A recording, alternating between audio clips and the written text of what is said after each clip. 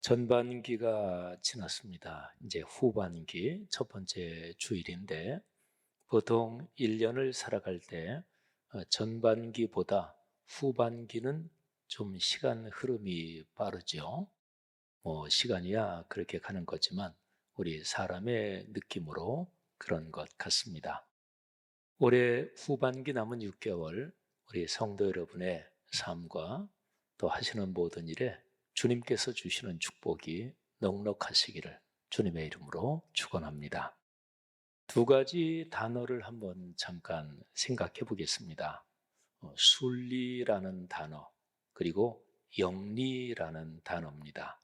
순리, 영리. 뒤에가 똑같이 리자로 끝나죠. 요 리자의 한자어가 이치라는 뜻입니다. 이치리.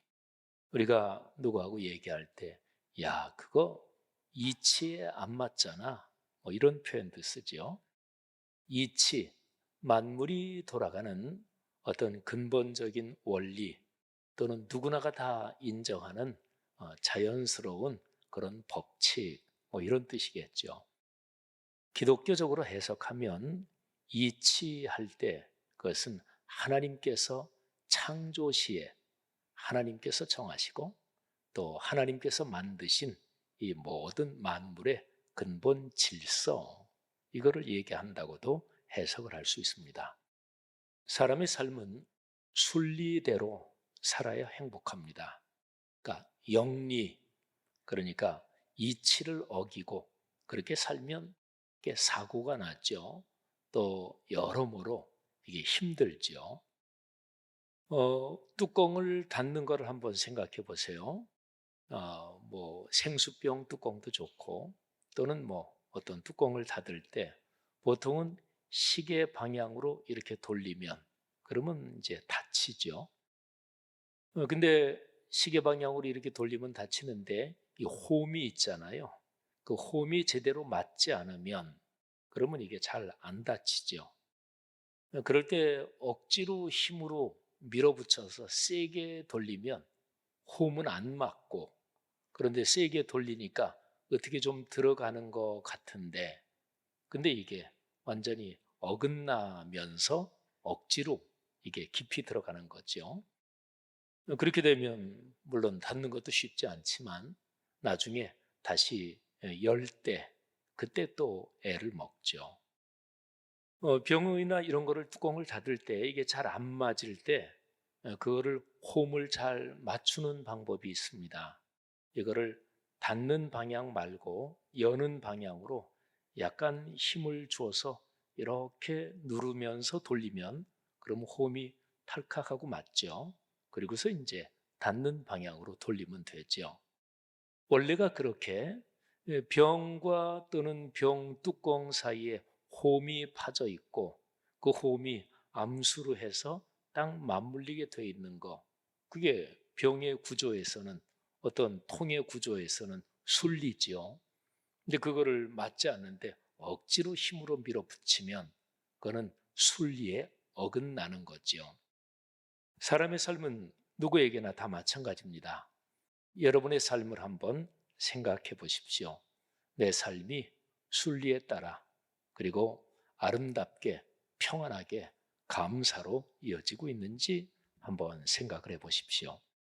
그리고 말씀드린 대로 여러분과 우리는 그리스도인이니까 하나님께서 천지를 창조하실 때 하나님이 만들어 놓으신 그 이치가 있습니다. 그리고 우리를 십자가의 은혜로 구원하셔서 우리를 당신의 자녀로 삼으시는 구원의 이치, 구원의 질서가 있죠. 그 질서 안에 살아가는 것, 그게 바로 행복입니다. 그래서 순리를 우리 신앙 안에서 한번 순리를 얘기할 때 제일 중요한 어떤 순리, 그리고 순리들이 많이 있을 텐데 그 중에서 제일 핵심적이고 심장과도 같은 그 순리를 한 가지 얘기하란다면 구원과 연관된 얘기입니다. 여러분과 저는 구원을 받은 그리스도인 하나님의 자녀입니다. 그러면 구원받은 사람이 순리대로 사는 거는 어떻게 사는 것일까요? 구원받은 사람답게 사는 거죠. 그러니까 두 문장을 생각해 보세요. 구원을 받았다.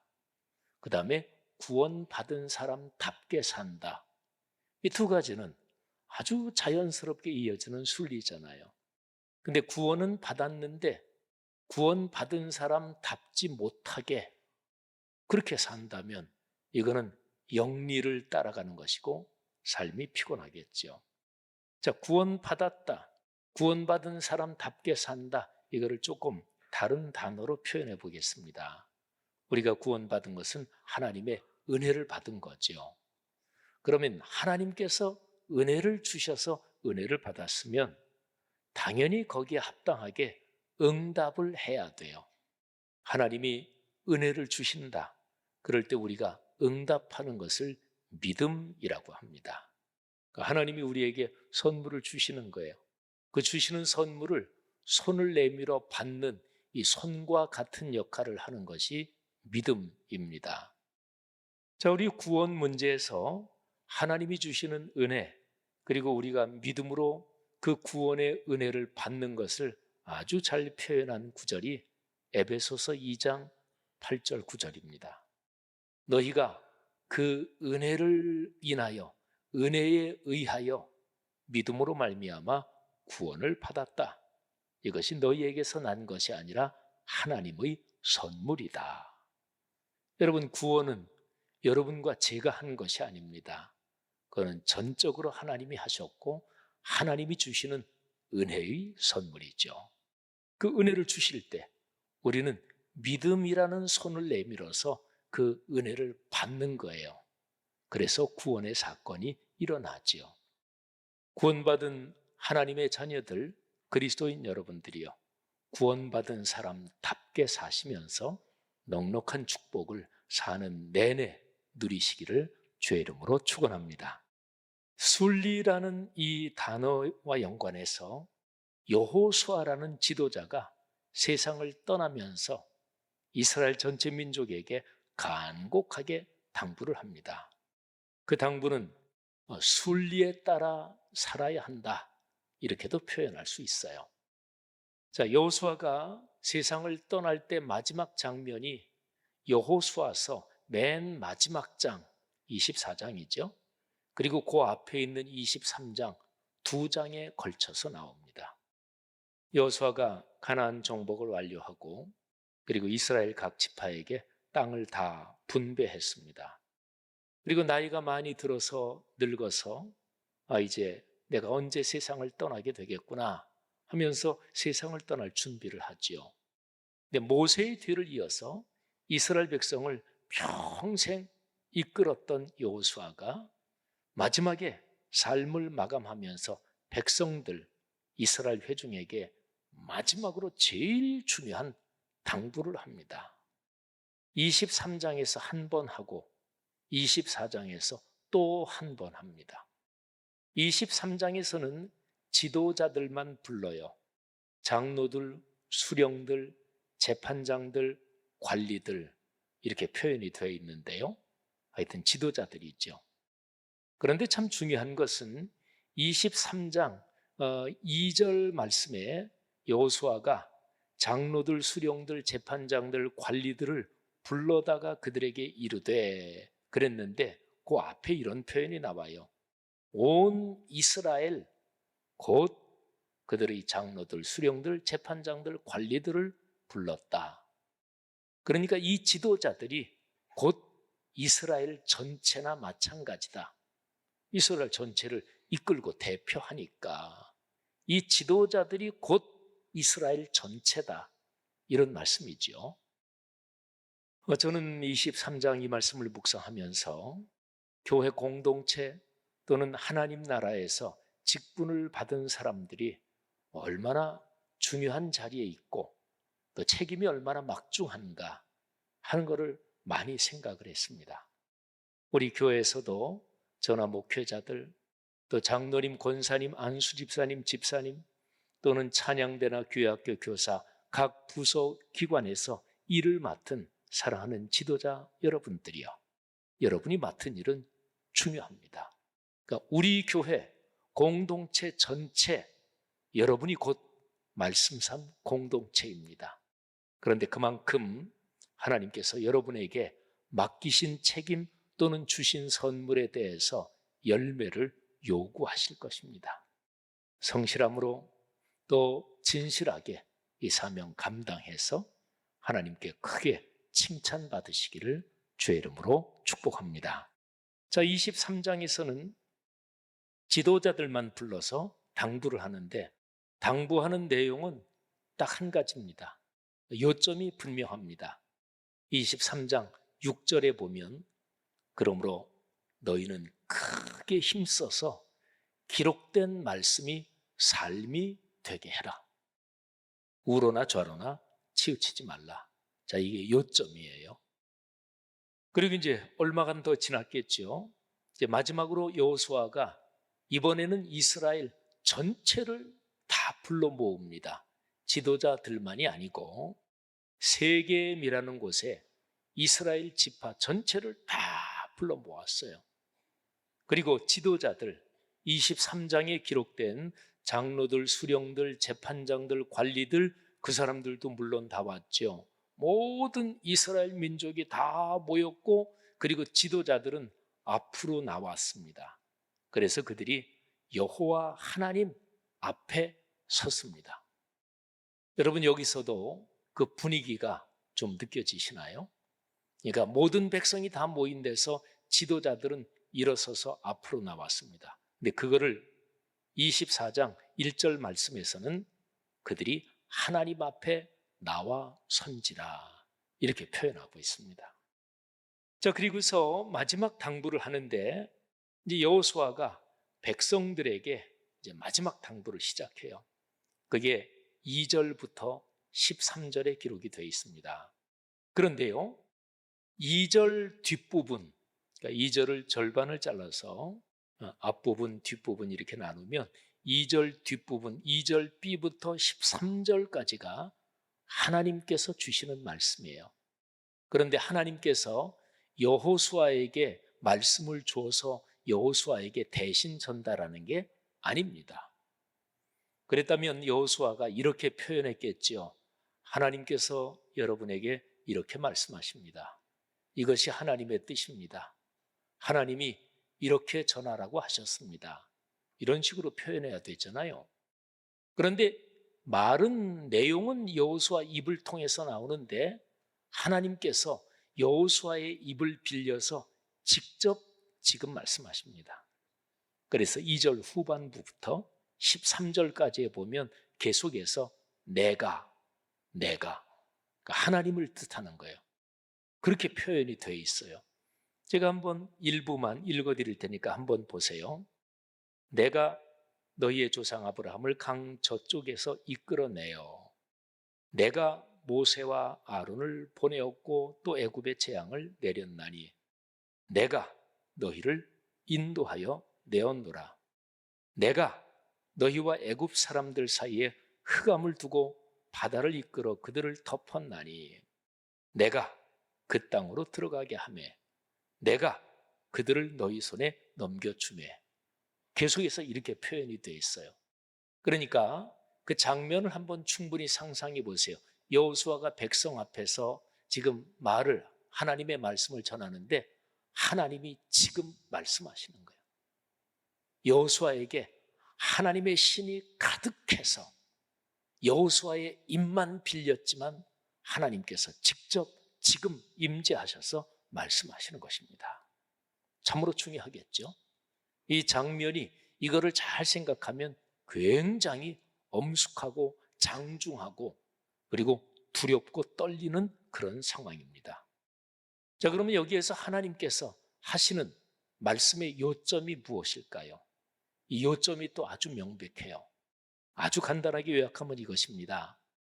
너희의 조상 아브라함이 갈대아 땅 우르에 살고 있을 그때 내가 처음 불러낼 때부터 지금 여기 너희가 가나안 땅에 들어와서 이 땅을 나누어 받고 여기에서 살고 있는 지금까지 너희 조상 때부터 지금까지 살아온 모든 것 내가 했다. 너희가 한 게 아니다. 이게 요점입니다. 내가 너희에게 준 선물이요 은혜다. 자, 화면을 보면서 같이 살펴보겠습니다. 여호수아 24장 2절 후반부터 13절까지 이스라엘의 하나님 여호와께서 이같이 말씀하시기를 옛적에 아브라함을 부를 때부터 지금 여기까지 너희의 칼이나 너희의 활로서 너희 힘으로 이같이 한 게 아니다. 내가 너희에게 주었다. 그리고 지금 너희는 어디에 있느냐? 너희가 내가 준 그 땅 한가운데 거주하면서 또 너희가 심지 않은 포도원과 감람원의 열매를 먹고 있다. 여러분 보세요. 하나님께서 요약해 주시는 거예요. 살아온 과거 조상적부터 지금까지 너희가 한 게 아니다. 내가 주었다. 그리고 너희는 지금 그 은혜의 선물 가운데 살고 있다. 여러분과 저는 그리스도인이니까 살아오시면서 이런 체험들이 있으시지요? 언제 어느 때 어떤 상황에서 가만히 생각하니까 와, 진짜 하나님의 은혜야. 내가 한 줄 알았더니 내가 한 게 아니야. 하나님께서 진짜 하셨다. 그런 거를 감동적으로 느끼고 또 깨달으면서 하나님 앞에 내가 한 거라고 생각하고 내가 잘났다고 생각한 거 죄도 고백하고 하나님 진짜 하나님의 선물입니다. 이런 고백, 이런 체험들이 있으시잖아요. 저도 그런 체험이 있어요. 독일에서 유학 마치고 와서 한 2년 정도 지났을까? 어느 겨울에 새벽기도 마치고 눈물 콧물 다 흘리면서 주님 진짜로 제가 한 게 아니라 지금까지 하나님께서 하셨습니다. 고등학교 1학년 때 주님께서 저를 부르셔서 주님을 믿고 하나님의 자녀가 되게 하시고 그 이후에 걸어온 인생 여정, 독일 유학을 마치고 돌아오기까지 이 모든 것 주님 진짜로 하나님께서 하셨습니다. 감동적으로 그렇게 고백했던 기억이 납니다. 뭐 또 이런저런 기억들이 또 있어요. 여러분에게도 그러시잖아요. 우리 그리스도인이 살아가면서 누구에게나 가장 소중한 그야말로 별 같은 순간이 바로 그 순간입니다. 하나님의 은혜입니다. 제 공로가 아닙니다. 이거를 고백하는 거지요. 자, 하나님께서 직접 1인칭으로 말씀하셨어요. 자, 그리고 나서 하나님이 여호수아의 입을 빌려서 그렇게 말씀하시는 게 끝나고 나서 그 다음에 이제 여호수아가 지도자로서 백성들에게 요청을 합니다. 자, 그 요청하는 내용 한번 화면을 통해서 같이 보시겠습니다. 14절 그리고 15절 두 절인데 자, 여호수아가 요청하는 내용을 우리 모두 한번 같이 읽어보겠습니다. 14절입니다. 그러므로 이제는 여호와를 경외하며 온전함과 진실함으로 그를 섬기라. 너희의 조상들이 강 저쪽과 애굽에서 섬기던 신들을 치워버리고 여호와만 섬기라. 만일 여호와를 섬기는 것이 너희에게 좋지 않게 보이거든 너희 조상들이 강 저쪽에서 섬기던 신들이든지 또는 너희가 거주하는 땅에 있는 아모리 족속의 신들이든지 너희가 섬길 자를 오늘 택하라. 오직 나와 내 집은 여호와를 섬기겠노라. 아멘. 자, 여호수아가 이제 얼마 안 있으면 세상을 떠나요. 평생 이 백성을 이끌었어요. 그리고 마지막으로 당부하는 요점은 아주 명확합니다. 하나님만 예배하며 섬겨라. 구체적으로 말하면 하나님의 기록된 말씀대로 살아라. 바로 23장에서 지도자들을 불러서 명확하게 얘기한 그거하고 일맥상통하는 거죠.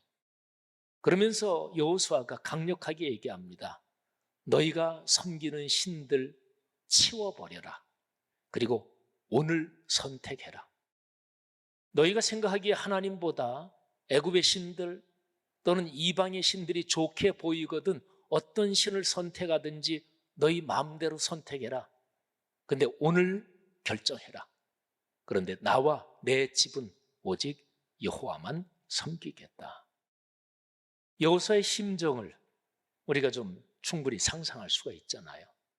얼마나 절박하고 절절한 심정으로 백성들에게 강력하게 얘기하며 요청하는 것인가요? 사랑하시는 여러분, 여러분의 삶에서 하나님보다 더 중요하다고 생각하고 하나님의 말씀보다 더 시급하고 중요하다고 생각하시는 것들이 무엇입니까? 그것들을 치워버리십시오. 그리고 오늘 이 예배 시간에 한번 다시금 결단하십시오. 하나님만 섬기겠습니다. 기록된 66권 성경 말씀을 묵상하며 그렇게 걸어가겠습니다. 여호수아 이분의 고백처럼 저도 이분의 고백을 받아서 제가 한번 제 자신의 얘기를 한다면, 여러분이 어떻게 되든지 간에, 이 세상에 어떻게 되든지 간에 저와 제 집은 말씀을 묵상하며 하나님만 섬기고 걸어갈 것입니다.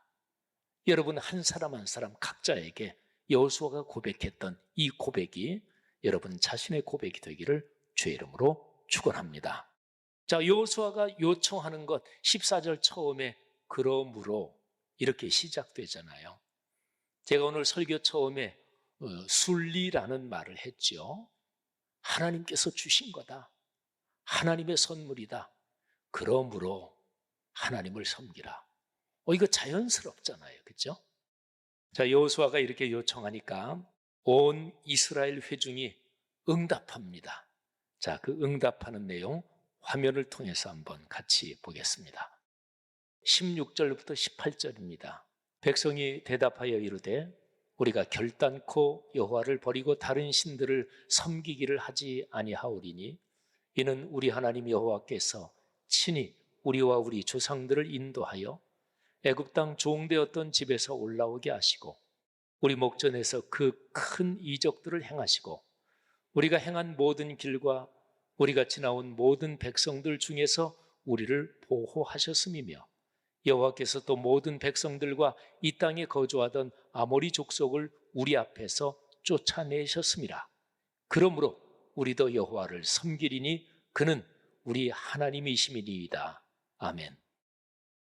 자, 여러분 백성들이 응답하는 맨 마지막 부분에서 백성들도 그러므로 우리가 하나님만 섬기겠습니다. 그분만이 우리의 하나님이십니다. 이렇게 응답해요. 여호수아가 요청하는 말 제일 처음에 그러므로 하나님만 섬기라. 백성들도 화답합니다. 예, 맞습니다. 하나님이 우리에게 은혜를 주셨습니다. 우리가 지금 이 자리 여기에 살고 있는 것이 우리가 한 것이 아니라 하나님의 은혜요, 하나님의 선물입니다. 그러므로 우리도 여호수아 당신처럼 하나님만 섬기며 살겠습니다. 성도 여러분들이요, 여러분의 삶에 이런 고백이 앞으로 걸어가시는 삶의 여정에서 심장이 되시기를 주의 이름으로 축원합니다. 동서운 5차 훈련 오늘 93사람이 수료합니다. 그리고 1차부터 이번 5차까지 수료한 인원을 전부 다 합하면 318명, 318명이 됩니다. 성경에 나오는 이런저런 숫자 중에서 제가 잘 알고 있는 숫자가 여러 개 있습니다. 여러분도 그럴 거예요. 예를 들면 오병이어 떡 5개, 물고기 2마리. 또 성령이 강림하실 때 120명 정도의 성도들이 거기 있었죠. 예수님의 제자는 12명이고 기도원의 용사는 300명이죠. 근데 318명, 318, 이 숫자를 아십니까? 저는 잘 알고 있어요. 창세기 14장 14절에 그 숫자가 나옵니다. 아브라함이 살고 있던 그 당시에 저 북쪽의 4왕이 연합해서 남쪽의 5왕, 이 연맹체하고 같이 전쟁을 해요. 근데 북쪽의 4왕이 남쪽의 5왕을 격파하고 이쪽 지역에 살고 있는 사람들을 포로로 끌고 갑니다. 근데 여기에 포로로 끌려간 사람들 중에서 아브라함의 조카 롯이 있었어요. 아브라함이 그 소식을 듣습니다. 듣자마자 아마 밤쯤 됐나 봐요. 저녁 때.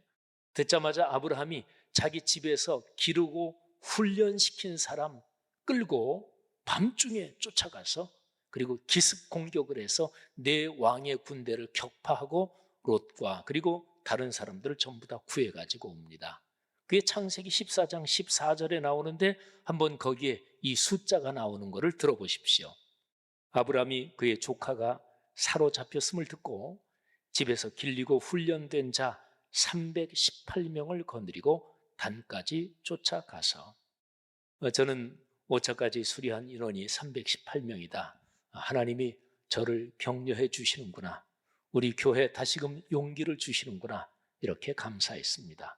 성도 여러분들이요, 걸어가시는 인생 내내 하나님을 섬기며, 그리고 그 구체적인 행동은 말씀을 묵상하며 걸어가시는 것인데, 그 축복이 여러분에게 가득하기를 축원합니다.